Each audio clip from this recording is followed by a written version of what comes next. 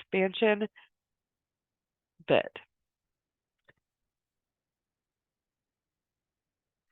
I started the drawing using an IPT inch part file, and let's go ahead and create the base of this piece here.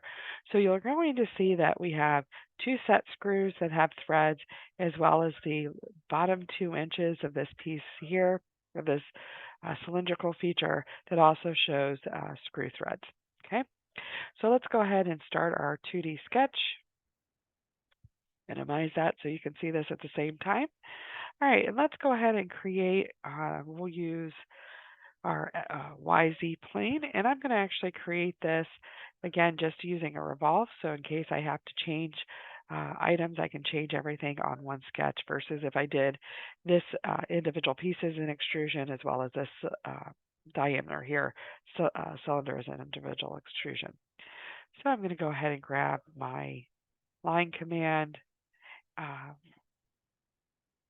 Since I went ahead and started right at the origin point, we'll actually put this hole in second or later, especially if it happened to be a threaded hole. In this case, it's not, but if it was a threaded hole, you definitely would want to place it uh, using the hole command versus doing this revolve feature. But since I started, we'll go ahead and complete it this way.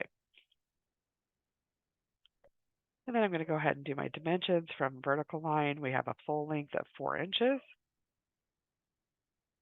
The collar piece here is 1.5 inches.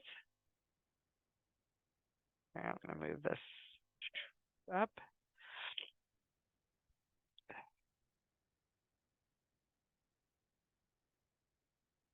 And again, why I'm doing this in here versus doing two separate cylinders is because if I had to change this 1.5 to 4 inches, the diameter of the sleeve here, it would be very easy to all do off of one sketch. So we'll go ahead and select this piece here and linear diameter, and it is 0.88. And linear diameter, again, that's just a right click, and it's 0.5. Okay, let's go ahead and, oops, not do a dimension, finish our sketch here, and we'll do a quick revolve. And we have this piece here to start with.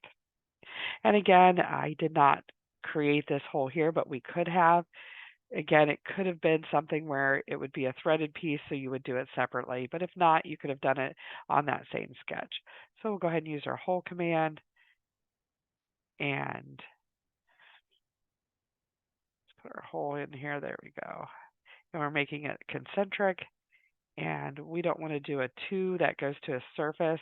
So we're going to put an actual distance in here, which it gives us as 1.25. Actually, we have a lot of information here. Let's get off threads first. There we go. And that makes it a little bit quicker and simpler for us. So we do want a flat hole, not a tapered hole cut in here. And again, our diameter is 0.5. There we go. And our depth that we're going into that piece is 1.25. Okay. And that creates that cylindrical piece here. We can go ahead and put our chamfer in. We haven't done that yet. And when we select our chamfer, if you notice our information is 0.03 and an angle. So we want to do the second option. So we can put our distance in here. And it's already set for a 45-degree angle. Slide that out of the way, and we can go ahead and select our piece here, put our 45 on that side, our 45 on this side, and we have both of those in there, but if you look, we also have the interior of that hole. So we'll select our hole here, select apply, and then we have all of our chamfer on there. It doesn't show that there's a chamfer on this other end. Okay, so let's go ahead and place our holes here on top. What we're going to do is take our XZ plane and we're going to make it visible. And we want to offset that plane to give us a plane to work on the top of this cylinder here. And I'm just going to drag it until it's slightly above. We could actually put a measurement in because we know the diameter of this hole, but we don't have to. We're just pulling it up above. So if we look at it from the side, we're just giving ourselves a plane to work on. We're actually going to use the hole command, and I'm going to place 2 holes on this um, plane here. So see how we have the holes already here. And then we're going to go to sketch so we can actually lay out these holes correctly on our plane here. So I can go from my center point to my origin here.